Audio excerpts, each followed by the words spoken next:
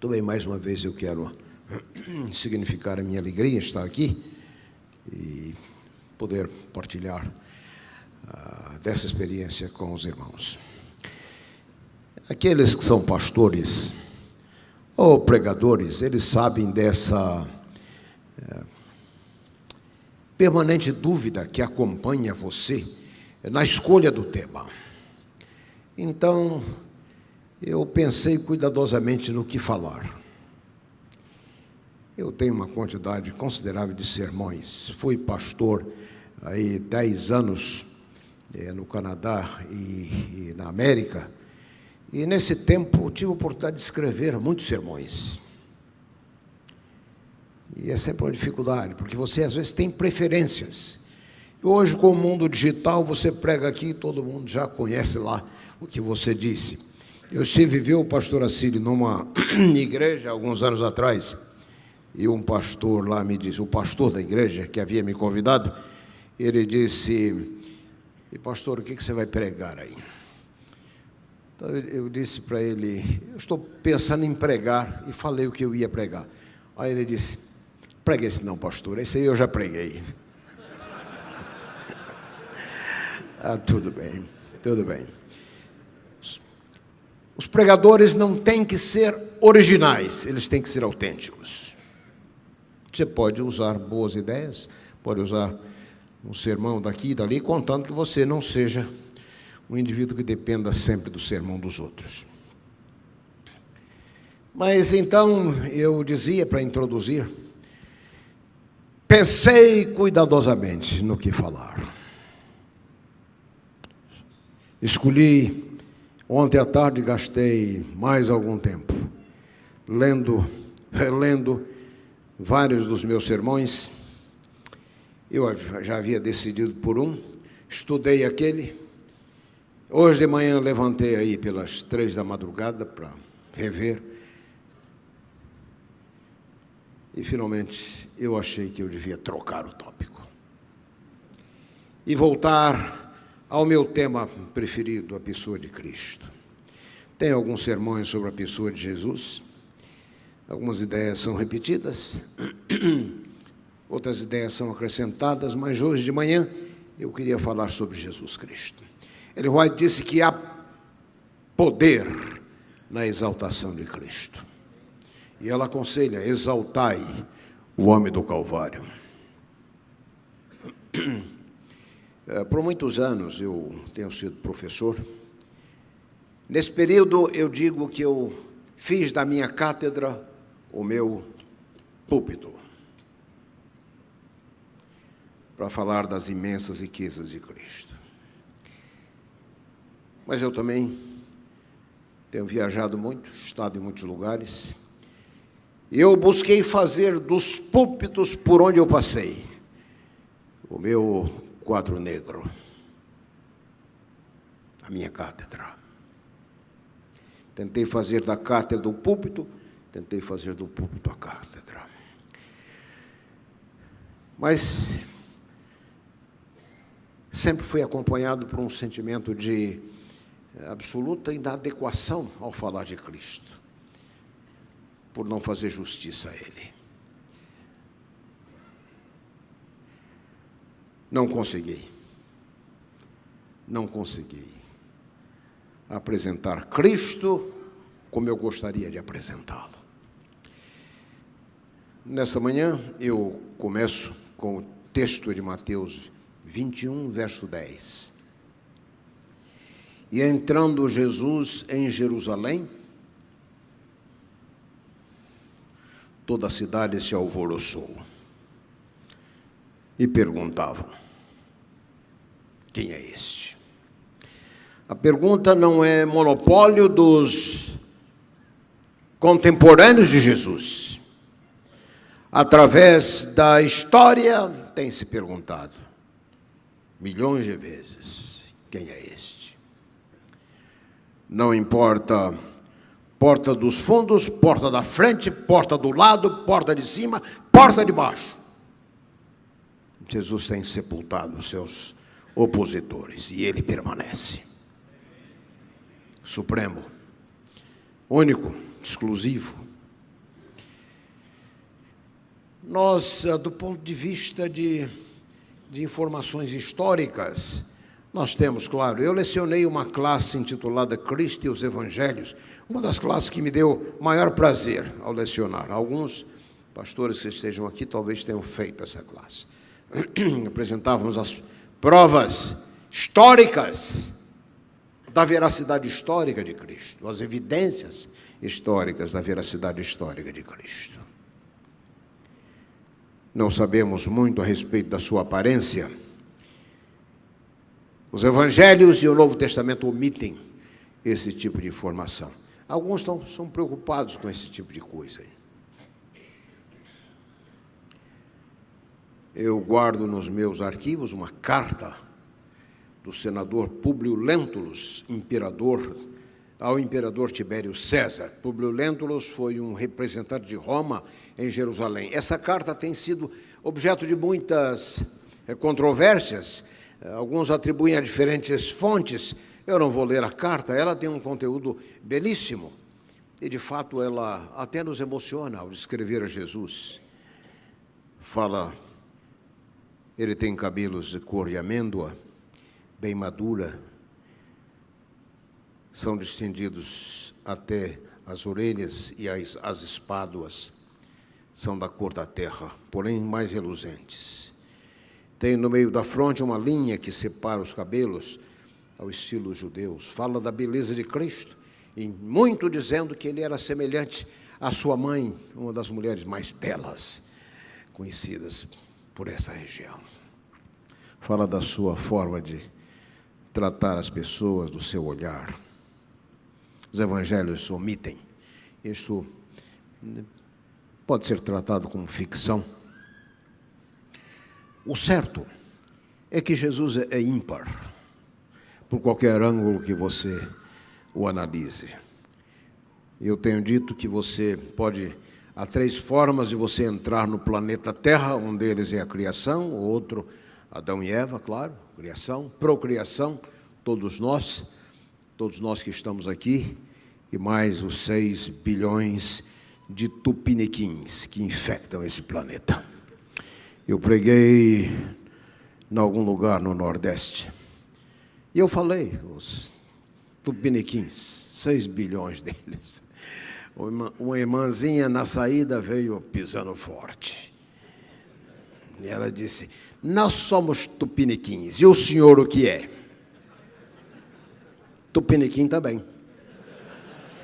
Então, criação, procriação e encarnação.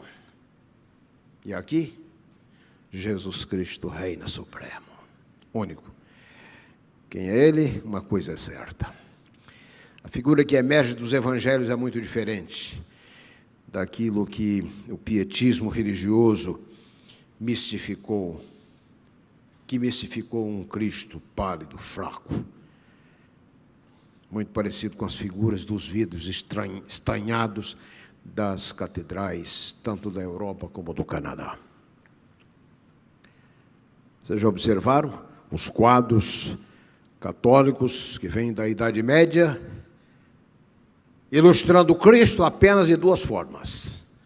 O Cristo bebê, o infante, nos braços da Virgem, ou o Cristo morto, pálido,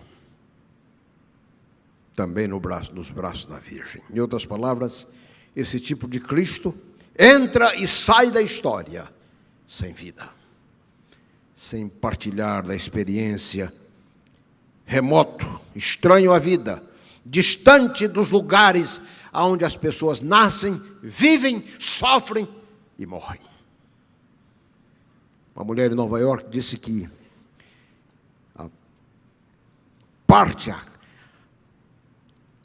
a frase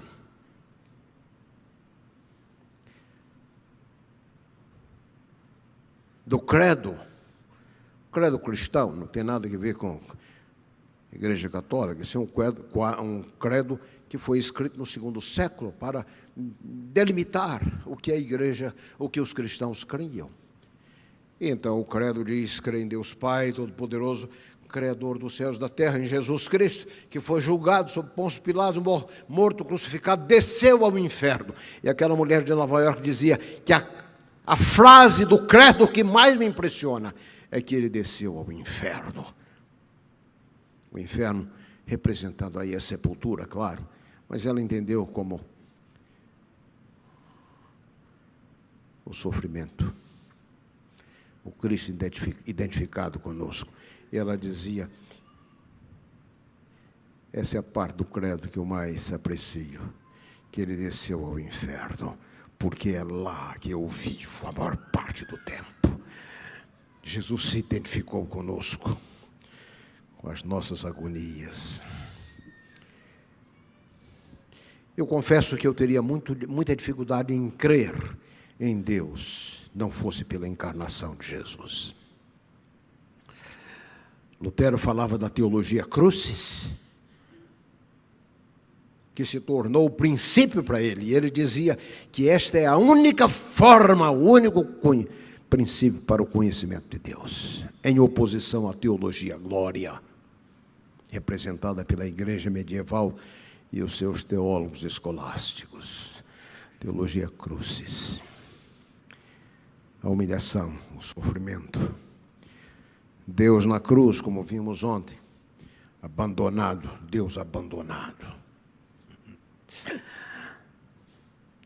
Eu não sei se a gente consegue alcançar o sentido desta afirmação. Como judeu, Jesus provavelmente tinha a pele tisnada pelo sol da Palestina. Tinha olhos castanhos? Não sabemos, talvez. Cabelos também castanhos e longos, em uso entre os judeus, barba espessa, nariz curvado dos orientais, talvez. Certamente de corpo bem formado e musculoso, pelo trabalho modelado pelo trabalho físico de uma oficina de carpinteiros. Usualmente usando um manto longo, sandálias, provavelmente Jesus falava o aramaico, o dialeto comum no norte da Galileia, com um sotaque nordestino.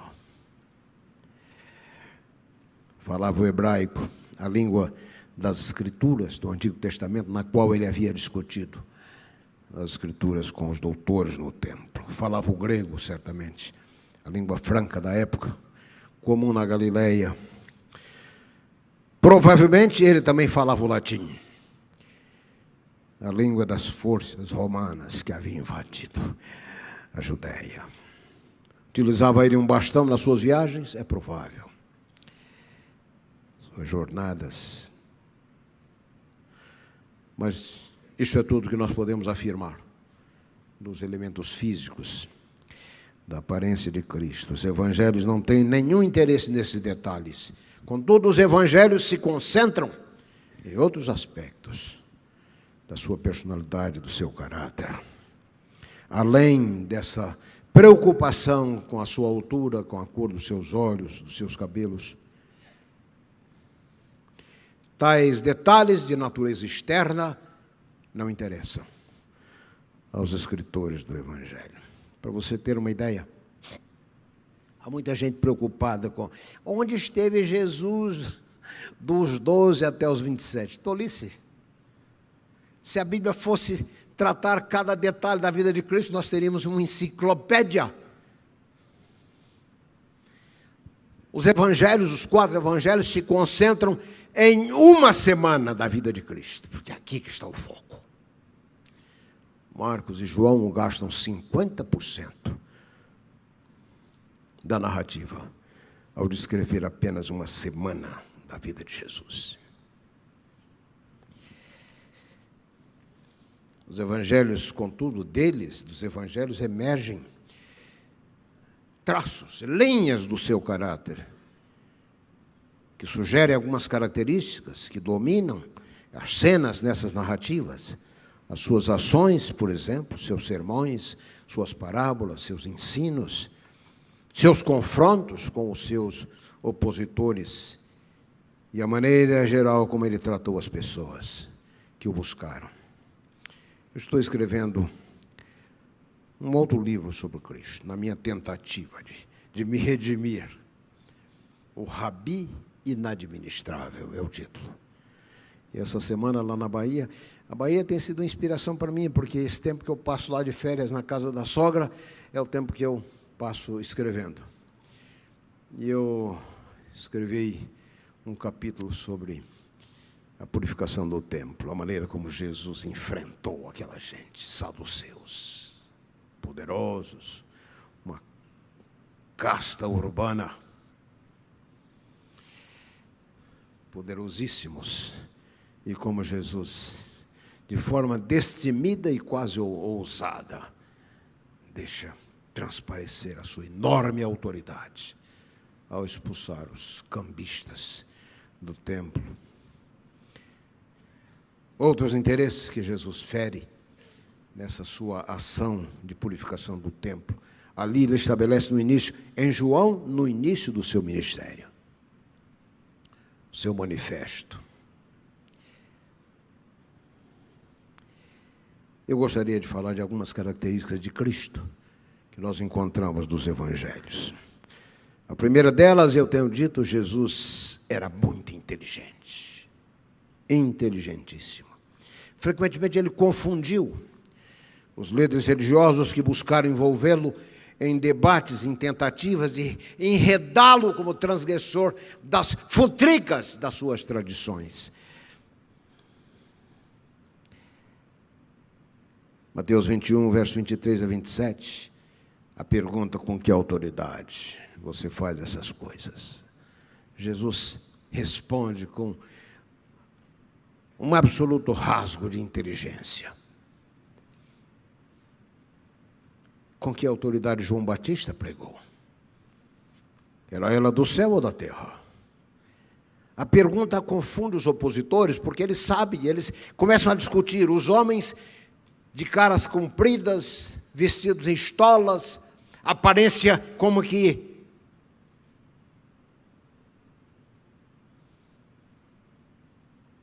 de granito, frios, eles começam a discutir entre si. Se dissermos que é do céu, a autoridade de João Batista, ele vai perguntar: por que vocês não creram? Se dissermos da terra, nós entramos em conflito com a multidão para quem João Batista era um grande profeta. E eles saem pela tangente dizendo: não sabemos. Nem eu tampouco respondo à pergunta de vocês. Caso encerrado. Você se lembra da ocasião quando o moço rico lhe pergunta, o doutor da lei, um fariseu, um escriba, lhe pergunta quem é o meu próximo? A pergunta anterior é: o que devo fazer para me salvar? E aqui eu aproveito para dizer, a tragédia do legalismo é que depois de ter sido feito tudo, ele está inseguro da salvação. O que devo fazer? Para ele sabe o caminho, é fazendo alguma coisa. E Jesus, então, o fustiga, dizendo: você sabe o que você tem que fazer. Só isso tudo eu já fiz. Amar a Deus, amar o próximo. Então, como que para justificar a sua pergunta, porque é tolo aquele que faz pergunta para a qual ele já tem a resposta. E Jesus, então, diante da pergunta: quem é o meu próximo? Quando você pergunta quem é o próximo, você está sugerindo com isso que pode ser que haja alguém que não seja o seu próximo. Havia uma longa discussão entre os judeus sobre a identidade do próximo. Quem é o próximo? É o judeu? É o irmão da igreja, da sinagoga? Jesus conta uma história. Um homem descia de Jerusalém para Jericó. Isso era uma estrada pedregosa, conhecida como o caminho do sangue, um esconderijo natural para salteadores, ladrões. O homem cai na mão dos bandidos, que lhe roubam tudo e quase a vida. E Jesus então conta dos dois primeiros que passam. o sacerdote e o levita. O responsável, o pastor responsável pelo culto, e o outro o ancião, o auxiliar. E os dois, com detalhes, Jesus disse que passaram de largo. Passar de largo, símbolo de indiferença, de frieza calculada. Então, na sequência, Jesus deveria ter, eu estou falando da inteligência de Cristo, na sequência, Jesus deveria ter introduzido um leigo israelita. Isso era o que se esperava da história, mas Jesus não faz isso. Jesus introduz uma figura odiada. Hoje nós falamos de hospitais bons samaritanos. Bons samaritanos. Samaritanos não eram bons. Pelo menos para os judeus não eram. Jesus introduz a figura odiada. Havia uma longa discussão. Esse era o último a ser introduzido na história. Uma longa discussão histórica entre judeus e samaritanos. Samaritanos não eram bons, samaritanos eram vistos como piores que os gentios. Não eram bem-vindos nas sinagogas. As suas mulheres eram vistas como vermes impuros. Um órfão não podia ser adotado por um órfão judeu. Não poderia ser adotado por samaritanos. Assentar-se perto deles, os judeus diziam, é uma das causas de morte. Assim como se morre de ataque de coração, de câncer, de acidente, assentar perto de um samaritano era uma razão de morte. Jesus introduz um membro de uma comunidade odiada para mostrar que o amor pode surgir nos lugares menos prováveis, nas pessoas menos prováveis. O homem caído estava despido, além da possibilidade de reconhecimento, não podia falar. Jesus torna o homem isolado no mutismo absoluto, não podia defender o seu caso, não podia dizer quem ele era. As perguntas que em geral fazemos: quem é você, onde vive, onde trabalha, quanto ganha, esse tipo de conversa. O homem caído não podia dizer nada. Jesus coloca o necessitado na mão do samaritano que passa. Então, ele faz a pergunta devastadora.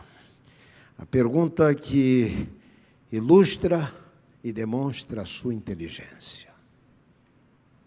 Qual dos três você acha que foi o próximo? Você está percebendo a inversão? A pergunta fora, quem é o meu próximo? Jesus pergunta, Jesus pergunta, qual dos três você acha que foi o próximo? Segundo Jesus, a razão real não é o meu próximo, mas quem sou eu? Qual dos três não inclui a pessoa caída?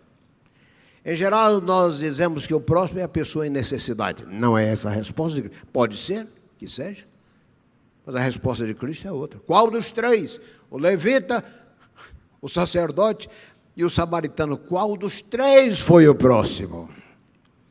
A responsabilidade de ser o próximo está sobre aquele que pratica a ação. O próximo é o que pratica a ação, não aquele que recebe a ação. Se eu sou o próximo, então não há mais limite para o serviço. Você é o próximo. Resposta extraordinária de uma inteligência incomum. Quem é o meu próximo? Jesus desconcerta toda a tradição. Em segundo lugar, além de inteligente, além de inteligentíssimo, Jesus era solidário. Nós nunca o encontramos apressado, graduado. Nunca encontramos Jesus importante. Ele para com frequência para atender cegos, aleijados, leprosos. A lepra O flagelo repulsivo, monstruosamente, desfigurava as pessoas. Eles eram isolados em comunidades separadas. A lepra alienava suas vítimas. Nenhuma esperança, nenhum prognóstico de cura. O rabinismo se mostrava completamente impotente diante da lepra. Além do problema físico, estava o estigma religioso, malditos de Deus. Jesus se aproximou deles. Jesus tratou essas vítimas dos desacertos da vida como se eles fossem príncipes, cegos, aleijados. Na verdade, o manuscrito dos judeus encontrado entre aqueles do Mar Morto, o manuscrito da comunidade lá, dos que viviam aí pelo Mar Morto, Qumran, eles diziam, no manuscrito intitulado Manuscrito da Guerra entre os Filhos de Deus e os Filhos de Belial, e eles diziam que não havia lugar, na grande guerra final escatológica, lugar para aleijados, portadores de problemas de natureza física, enfermos, aleijados, coxos. Jesus tratou os discriminados da sua sociedade como se eles fossem príncipes. Os fariseus até se orgulhavam de jogar pedras nessas pessoas. O leproso na sua frente pergunta: o que queres que eu te faça? Cabeça baixada, baixa. Nada em seu favor, a não ser a graça de Deus. Se quiseres, pode tornar-me limpo.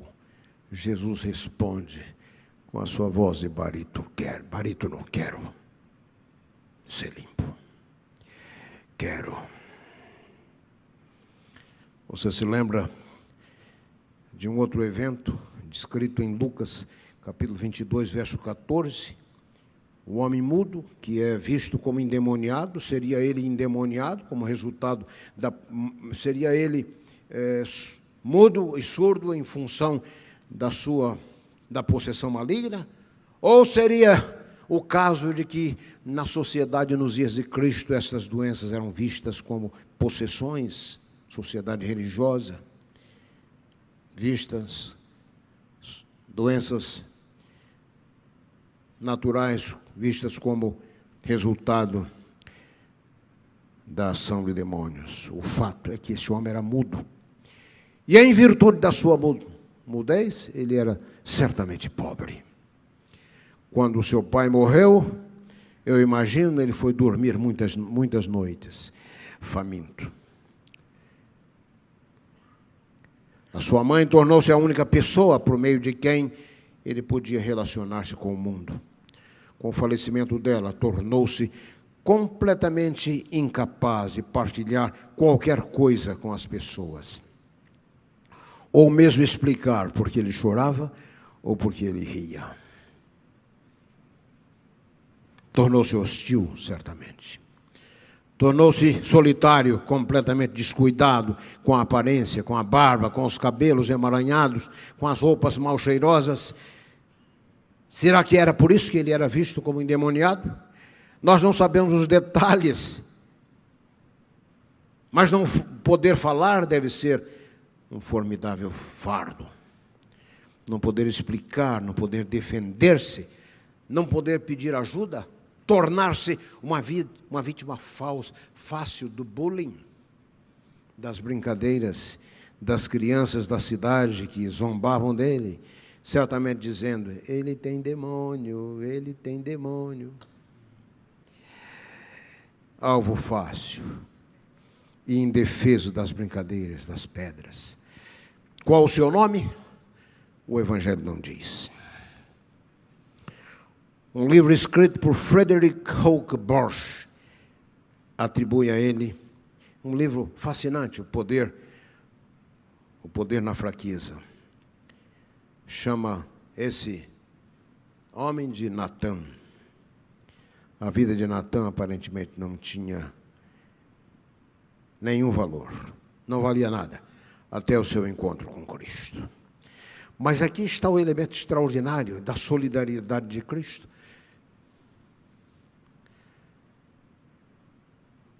O mudo estava na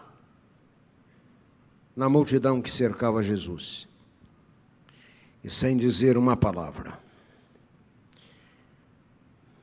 Aí estava esse rabi, que falava do poder do reino de Deus, da esperança.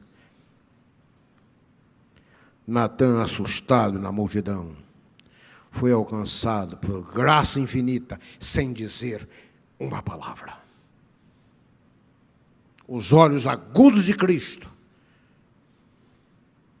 perceberam a sua necessidade. Solidário. Solidário. Lembra da mulher que toca o seu manto? E Jesus faz a pergunta: quem me tocou? A mulher imaginava que, na sua superstição, imaginava que simplesmente tocar no manto de Cristo. Ela que já gastara tudo o que tinha, segundo Lucas, e mais vários anos, mais do que uma década com os médicos, sem nenhuma esperança, ela imaginava: se eu tocar na sua veste. Por quê? Porque na barra do seu manto, o lugar mais fácil, o lugar mais sagrado de um manto judaico, o lugar que a tornaria menos visível. O certo aqui, quando ela faz o contato com Cristo, cura imediata. E Jesus então pergunta, para estupefação dos seus discípulos: quem me tocou? Ele vai ter um capítulo belíssimo no livro Desejado, o toque da fé. Jesus percebera, e ele não queria que aquela mulher saísse com a impressão de que a superstição dela era verdade.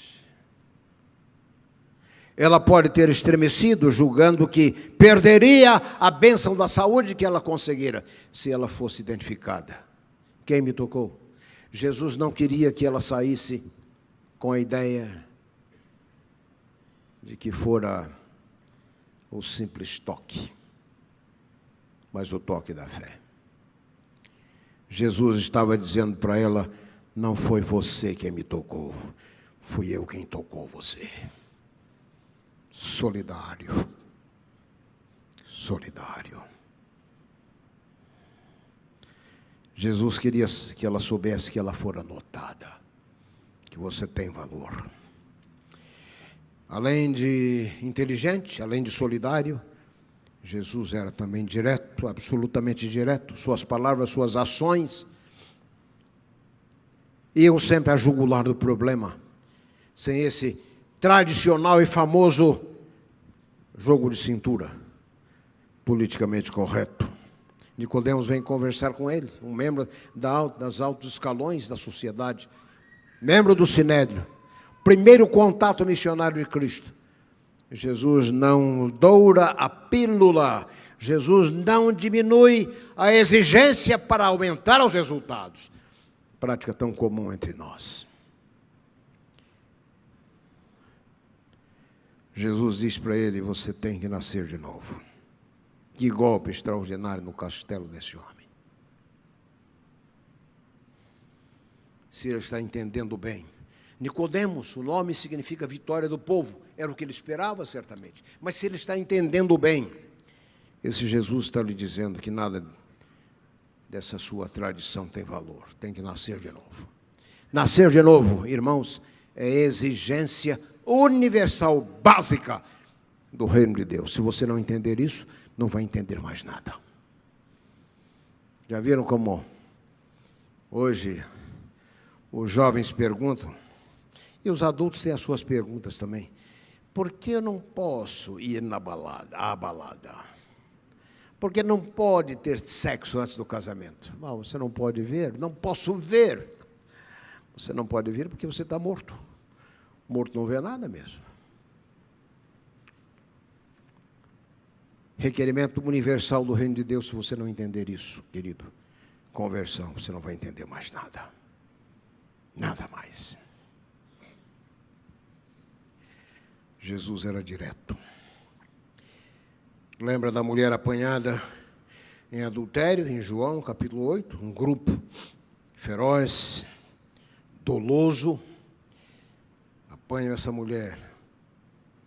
Chegam para Cristo, a jogam aos seus pés como um animal. E você, o que diz? A lei diz isso.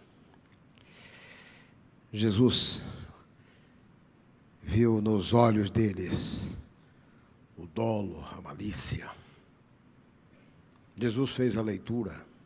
Ele poderia ter evadido do caso, ele poderia ter facilmente mostrado a incompetência dos seus opositores. Muito bem, a lei de Moisés, que vocês estão mencionando, diz que os dois deveriam ser julgados. Onde está o homem?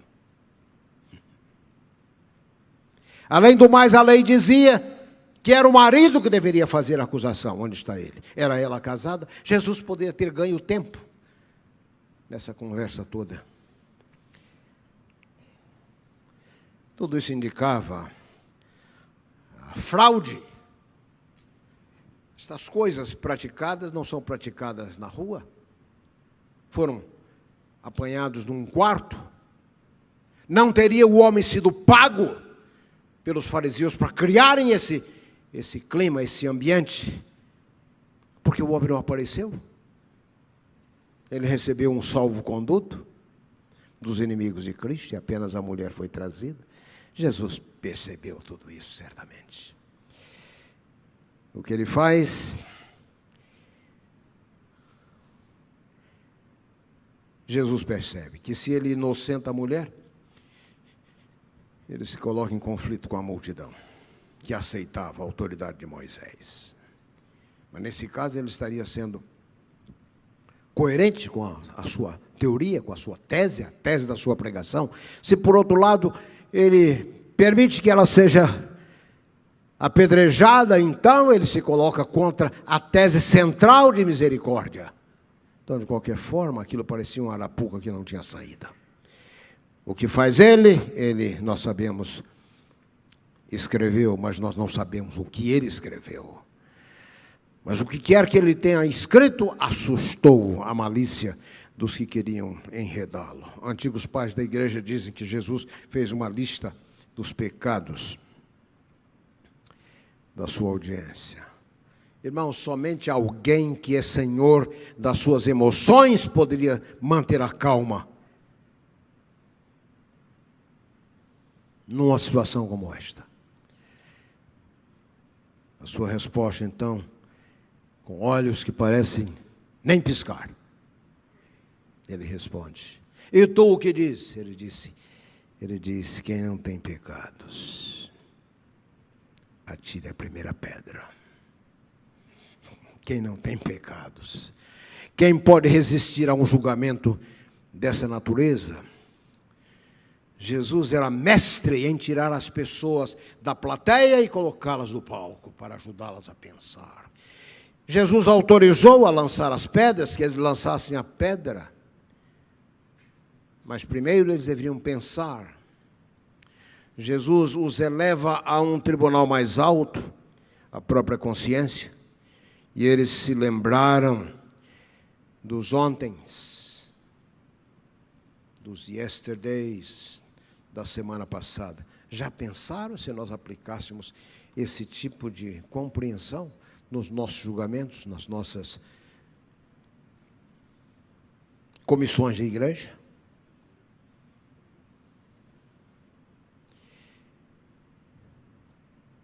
Comissão da igreja, irmãos, muitos de vocês dirigem. O propósito da comissão da igreja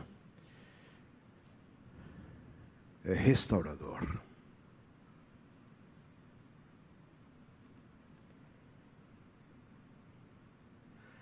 Não é oportunidade para se espancar ou chicotear ninguém. É ocasião para a misericórdia. Deve ser tomadas medidas disciplinares? Claro, claro. Mas elas devem estar dizendo sempre: Deus ama você, apesar apesar. Deus ama você. Jesus apelou a esses judeus aí a abrirem os porões da consciência, e de lá emergiram um obstáculo intransponível, a culpa pessoal. Jesus diretamente tratou com a sintomática religião periférica, concentrada em futricas. Lavar as mãos. Os judeus tinham um livro inteiro sobre as mãos. O título era esse, as mãos. As 1521 regras sobre o sábado. Observe. 39 regras, as mais importantes, multiplicada por 39, bem ao estilo judaico. 1521 regras. A religião farisaica, religião do zelo, do jejum, das esmolas, das orações feitas para impressionar as pessoas. E nós conhecemos isso aí.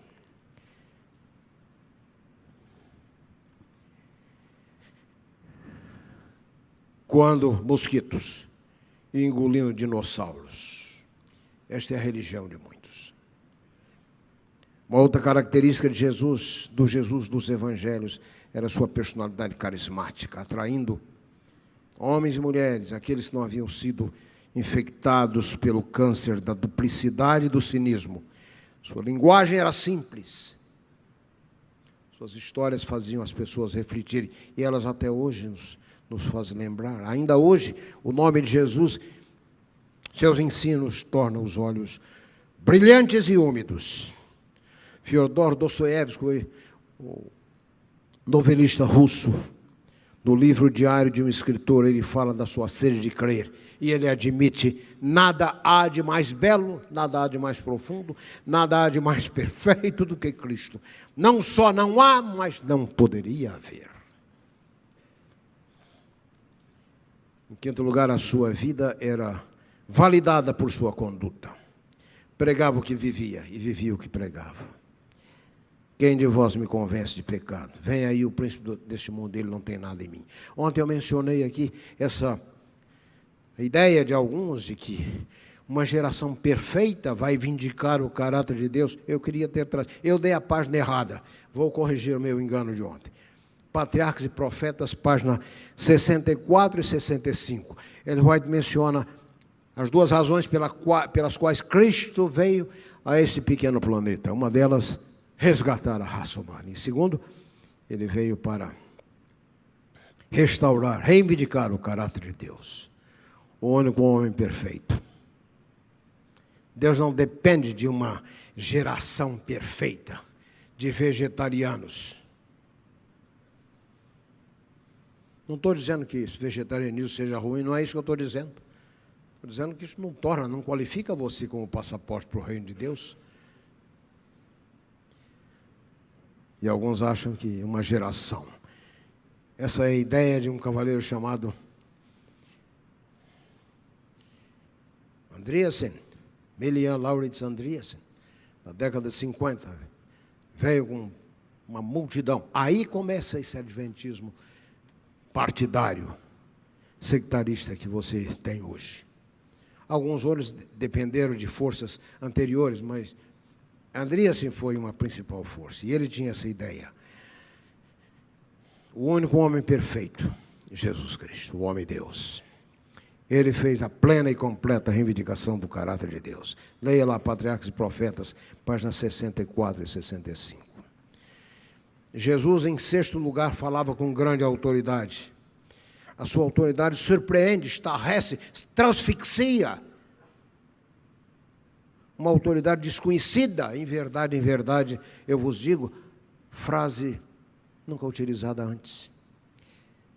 Jesus remove montanhas do lixo, acumulados pela tradição, pelas invencionices humanas, e expõe o coração da lei, o sentido do sábado, o significado do perdão, da graça. Ele eleva a ética aos seus limites máximos. Pecado não é apenas os atos, pecado é a natureza, é a condição. Ele, na verdade, está pecado está dentro do coração e antecede as ações pecaminosas.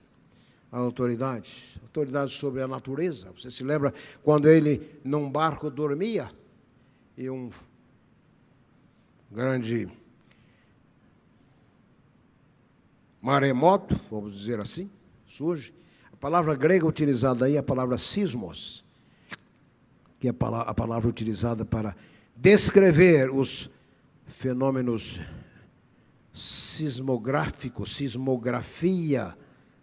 Nós não estamos aqui diante de uma marolazinha, não. Isso era um fenômeno físico de um poder extraordinário, um tsunami.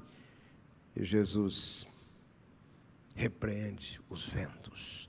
Os discípulos, assustadíssimos, se perguntam entre si: quem é esse? A quem até os ventos obedecem. Repreendeu os demônios, repreendeu a enfermidade, a morte. Nunca utilizou a autoridade de outros.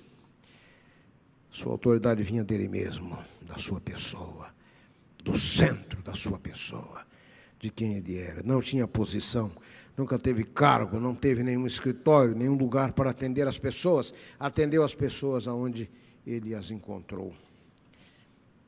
Em sétimo lugar, Jesus foi um homem de ações dramáticas. E aqui nós poderíamos gastar uma enorme quantidade de tempo. Verbalmente, Jesus apresentou o seu manifesto contra os religiosos, chamando-os de sepulturas caiadas, de fraudes, de ladrões, de hipócritas. Leia o capítulo 23 de Mateus. Os ais de Cristo contra essa gente. Com a aparência exterior de um túmulo, mas fétidos por dentro. Expulsou os cambistas do templo que haviam transformado o lugar sagrado num covil de ladrões. Chamou 12, o novo Israel, e ele passou por cima de todos as autoridades do judaísmo, passou por cima de fariseu, saduceu, passou por cima do templo, não chamou nenhum levita, chamou pessoas de mãos marcadas por calos, pessoas cheirando a peixe. Passo a passo trabalhou com eles. Em oitavo e último lugar, Jesus era um homem livre. Livre. Leia alguns anos atrás, uns pares de anos atrás, ainda no meu período da Endres, um livro com um título muito curioso: Quando os homens são grandes e Deus é pequeno. Quando nós entronizamos pessoas como grandes, sejam eles o que forem, temos que aprender a minimizar as pessoas quando elas pretendem ser muito grandes. Muitos males são causados por pessoas que se colocam como único modelo. Alguns que quase se comportam como se eles fossem conselheiros de Deus. Que tolice. Um homem livre. Pouca coisa é mais poderosa do que um homem livre, que não teme. Não teme a morte, não teme aquilo que lhe possam fazer. Que a única preocupação é permanecer pelo que é justo, pelo que é verdadeiro. Quando Judas tenta dissuadi-lo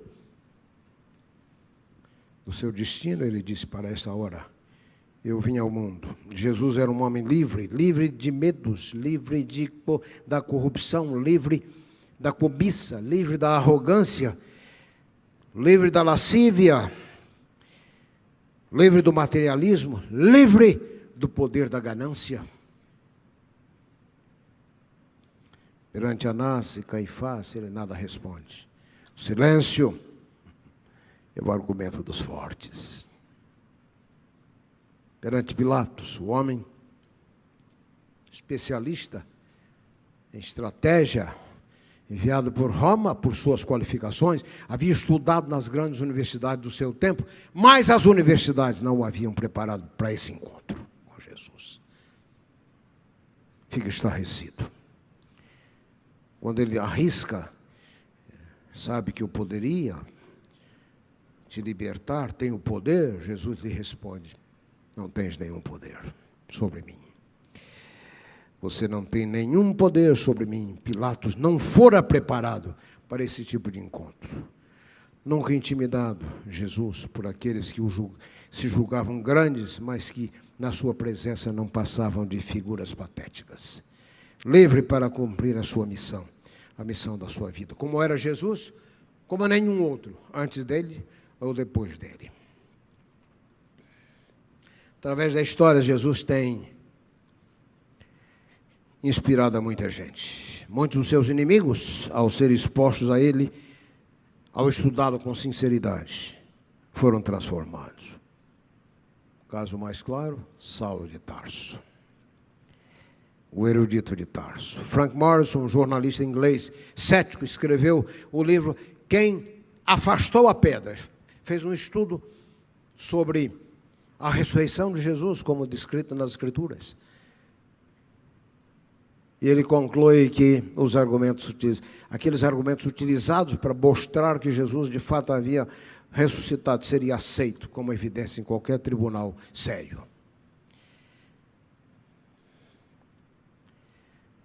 Ele que havia começado pensando em desfazer aquilo que ele considerava um mito, uma farsa, foi esmagado pelas evidências. C.S. Lewis, o brilhante professor de literatura da Cambridge e da Oxford Universities, começou a estudar a vida de Cristo, os evangelhos, 1, 2, 3, 4, 10, 15 vezes. E no final ele disse, não podia mais fugir dele. Chegou o momento, ele disse que pude apenas cair aos seus pés e dizer como o apóstolo, meu Senhor e meu Deus. Escreveu um livro intitulado Surprised by Joy, que conta a história dele. Lee Wallace, para dissuadir sua esposa, que era crente, um general da Guerra Civil de Lincoln, viajou para o Egito para estudar a história de Cristo e desmascarar o que ele julgava ser uma farsa. Ele ficou impressionado. E como resultado da sua conversão, ele escreve no seu tributo a Cristo, ele escreve o livro Ben-Hur, que tornou-se uma das grandes megaproduções de Hollywood. Muitos não aceitam a Cristo hoje, claro, através da história. Não é que falta evidências, é que falta sinceridade. Jesus disse, a condenação é esta, que a luz veio ao mundo e os homens preferiram as trevas. Blaise Pascal dizia, não é a incredulidade que gera a desobediência, é a desobediência que gera a incredulidade. Quando as pessoas não querem mudar, quando elas estão agarradas às suas práticas, às suas falhas, embora persuadidas, elas inventam formas de continuar a sua vida sem nenhum incômodo. Eu repito o que Blaise Pascal dizia, não é a incredulidade que gera a desobediência, é a desobediência que gera a incredulidade. Assim, meus queridos irmãos, porque Jesus é importante, porque só Ele é importante. Eu tenho visto pessoas sofisticadas, suas preocupações, seus interesses, seus negócios, gente que se considera importante, ou que talvez até sejam importantes, mas tudo isso será esquecido e sepultado dentro de algum tempo. Não faça, meu querido amigo e irmão, a sua felicidade depender daquilo que você pode perder, daquilo que pode ser perdido. Não faça a sua felicidade depender daquilo que você possa perder. Porque Jesus é importante, porque só Ele é importante. Nós encontramos em Cristo 3 aspectos da sua pessoa, no que devemos pensar. Primeiro, a sua personalidade. Nesse livro que eu estou escrevendo, tomo tempo para descrever a personalidade de Cristo. Além da personalidade, o seu poder. Poder inegável. E, além disso, a sua presença. Uma resposta àqueles que querem engaiolar Cristo no passado, como se ele fosse apenas uma memória emocional. Jesus está tão presente, tão próximo de você, como o ar que você respira. Então, nós não temos essa ideia de que nós temos muitas alternativas, você não tem muitas alternativas. E deixa as pessoas saber disso. Você tem apenas uma alternativa, duas alternativas: Cristo ou caos. É só isso. Cristo ou caos. As pessoas respondem a Cristo de diferentes formas. Algumas respondem a Cristo com apatia. Não se interessa.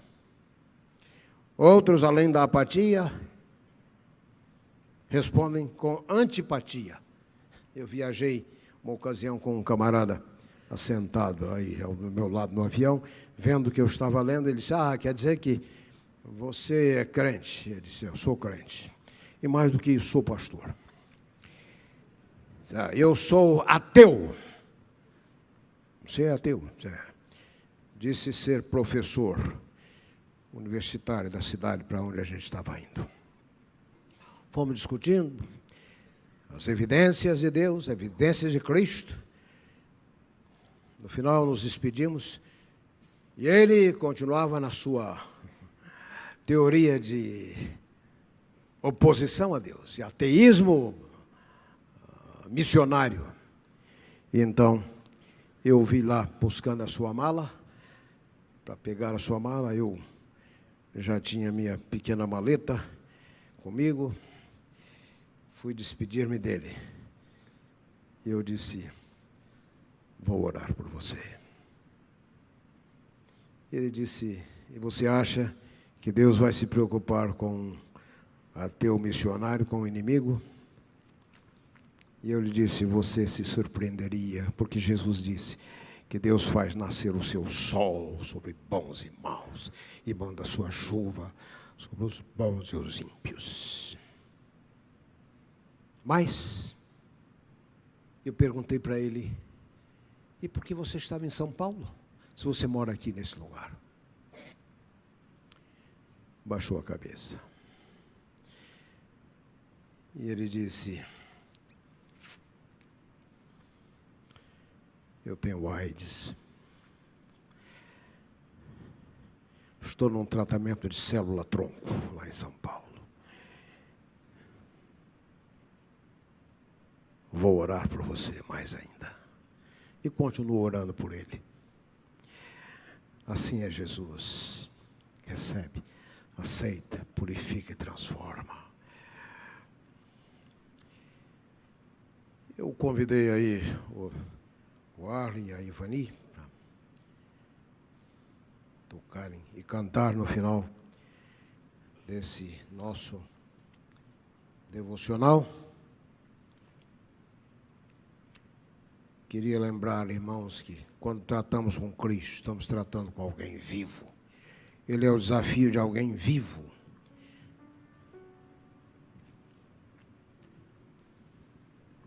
Personagem central da história.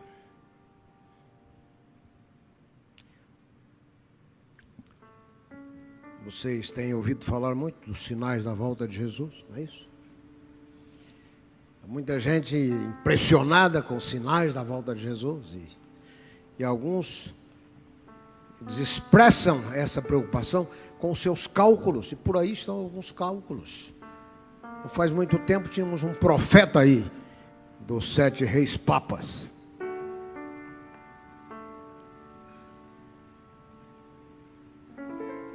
Eu queria apelar a você: não se preocupe tanto com os sinais. Seja o sinal, você, a sua vida. Esse é o nosso desafio. Ser o sinal.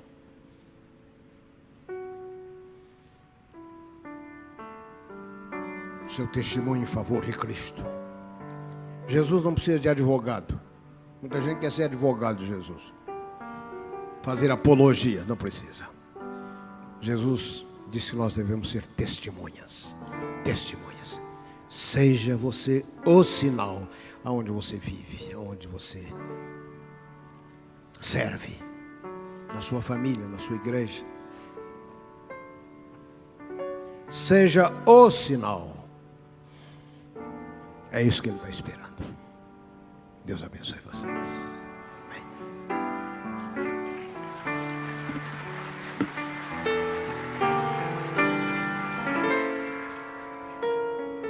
Desde que encontrei a Cristo, minha vida mudou.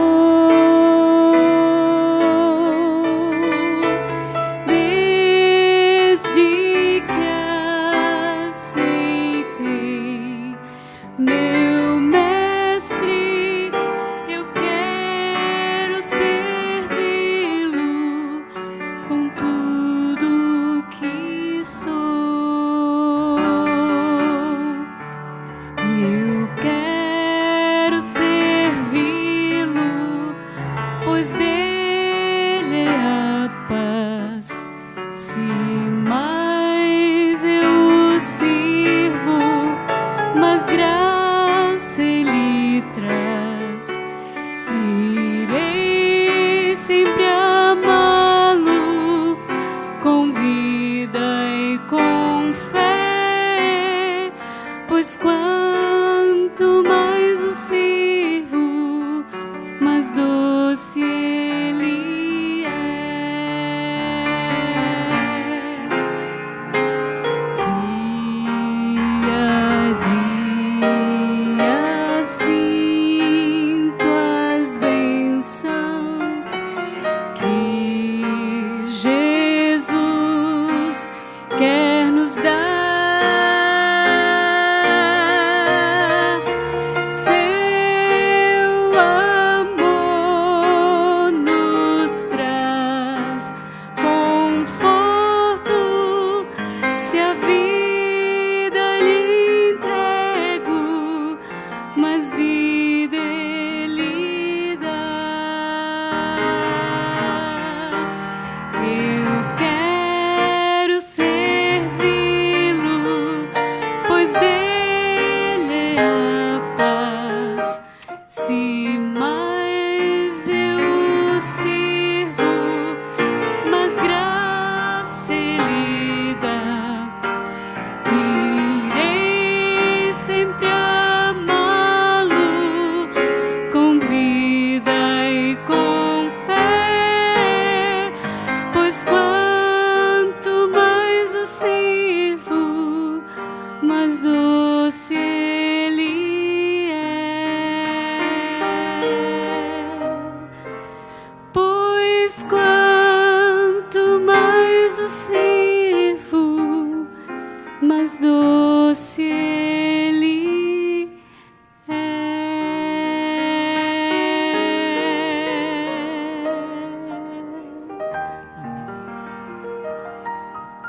Falei de apatia, diferença. Falei de antipatia, oposição aberta. Mas há o terceiro elemento, que é simpatia. E quanto mais servimos a Ele, mais doce Ele se torna.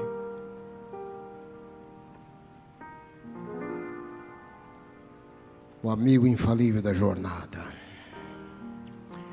Ontem eu tentei falar daquela oração final que eu já tenho mencionado para vocês.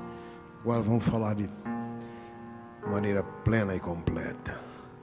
Senhor Jesus, enche-me do teu Espírito, pois mais cheio quero estar.